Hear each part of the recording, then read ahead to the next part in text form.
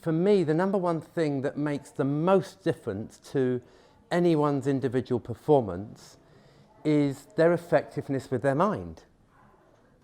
Their effectiveness with their mind in any moment. So the human mind. So understanding the human mind, that means understanding how thought works, how feelings work, how our experience as a human being works. Because actually that then shapes everything. So I can put someone on a course on how to develop behaviours, but if they're getting themselves in a pickle with lack of confidence or something deep-rooted down here, it has a massive impact on the stickability of any training above. And I look at this and say, well, now I know what I know. I'm like, how come I didn't learn this at school? You know, I spent my time learning maths and history and doing sport, but how did I learn to deal with, become creative? Or how did I learn to deal with lack of confidence in certain issues, or stress, or pressure? How did I learn to deal with that? Well, I sort of fumbled along on my own trying to work it out, looking at my parents who were never taught either. So this is the bit that we're going to spend today on, because what I'm suggesting to you is if we can better understand that, we unlock something inside us that enables us in the topic today to be way more creative and to create innovation for our organizations. So it's a realization, it's a right? You see, you can go on a course to stop smoking, or you can read loads of information about smoking and why you shouldn't smoke. But do you know anyone that smokes, that knows all of that still smoke? But actually, until they get a realization for themselves, then they're not going to change. So my objective this morning is to help you have some realizations for yourself. I sort of invite you to listen through your entire human system and just sort of soak up whatever you get from what we cover. And the other thing to say about what we're doing today is a lot of what I'm going to talk about is profound, but it's common sense. Now, have you ever seen a 4-year-old draw a picture of someone? Yes. Right? Because what do? They just get on with it, right? And concentrate. And there's no chatter of, oh my God, I'm going to look stupid, or I can't draw, or what if they don't like this? And all of a sudden, there's this voice in the head that's making all this noise that they don't seem to have. We've got this natural ability inside us to do things, to create. We've got this natural ability. But what gets in the way often is our thinking. When are you most creative? And the second element is, where does it come from? There's one word I'm looking for specifically in this. It comes from thought, right? It comes from our thought. And sometimes, somehow, in the shower, that thought pops in a new way. And it's creativity, it's this word realization. And that's a lot of what we're going to be exploring today is how do you have that creativity? How do you have that thought more often? What's going on is that you've got thought flowing through you. 60,000 thoughts every day coming through you. And the thoughts create feelings in the moment that they occur inside you. So if you had a thought right now, oh my goodness, I don't know if I turned the fire off, you'd have a thought, right? That one resonate? And then you have a feeling and you go, oh my God, and you feel anxious. This is one of the biggest misunderstandings that I'm going to point you to, is that we live in a world and a society where we think that we operate like this is creating our feeling. So if it's raining, it's rained quite a lot at the moment, you know, we say, oh, it's raining, right? It's raining. Ah, the blooming rain, you know, I feel rubbish because it's raining. I can't go out because it's raining. My work, I don't get a bonus, I feel rubbish. What I'm going to suggest to you is that this actually doesn't create our feelings at all. How can the weather out there impact the feelings inside you now? The only thing that creates your feeling is the thought that you have in any moment. So one person lives in the experience that they create for themselves called, I just don't have enough time. And so the thought, I haven't got time, leaves me with a feeling of anxiety or frustration that doesn't allow me to access the full power and resourcefulness of my mind.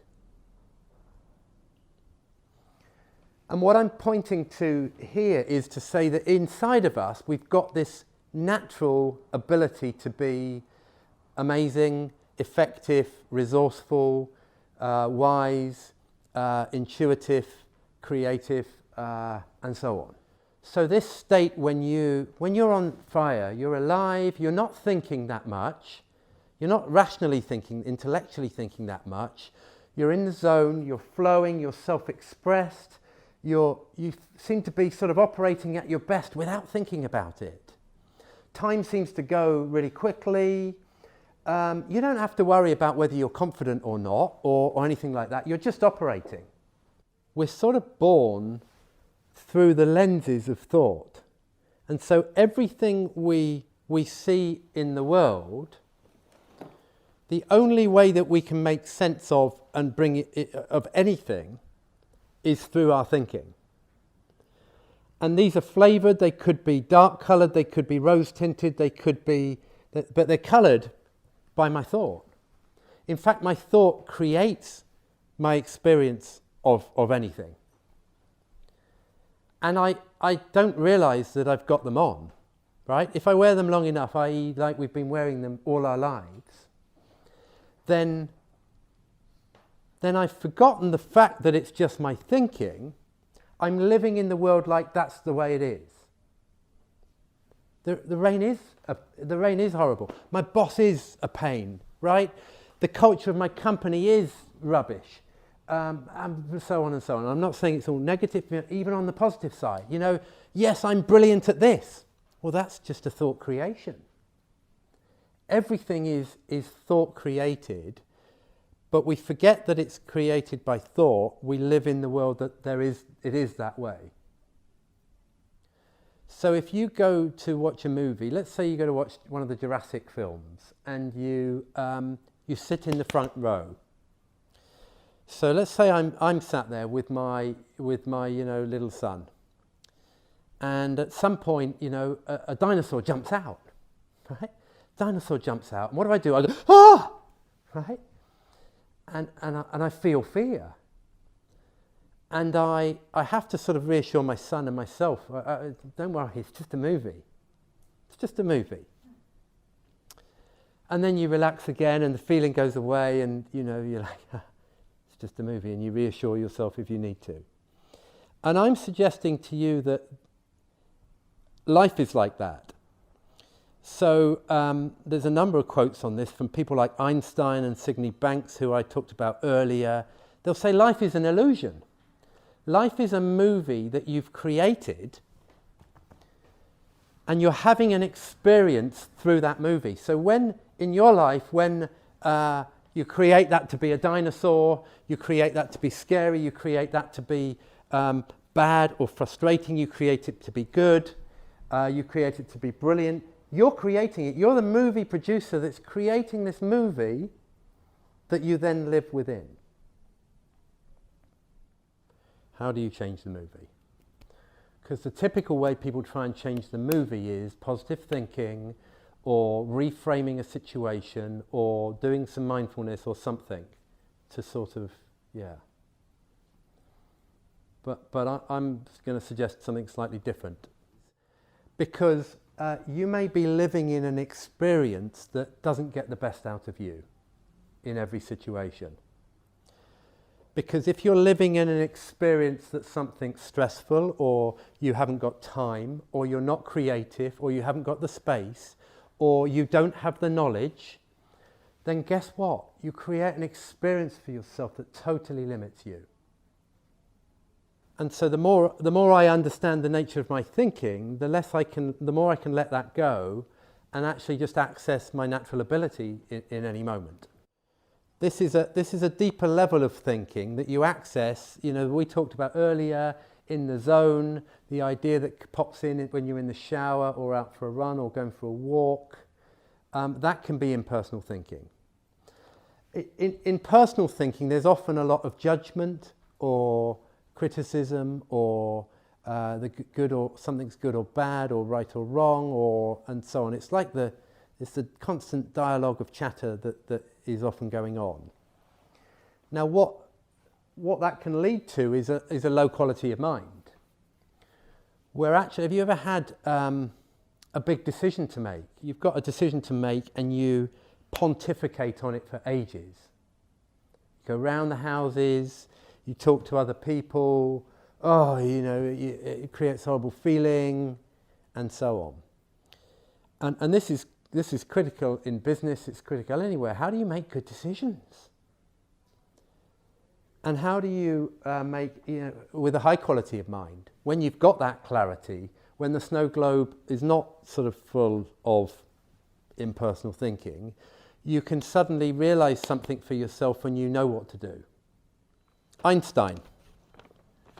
The intuitive mind is a sacred gift, and the rational mind is a faithful servant. We have a society that honours the servant and forgets the gift.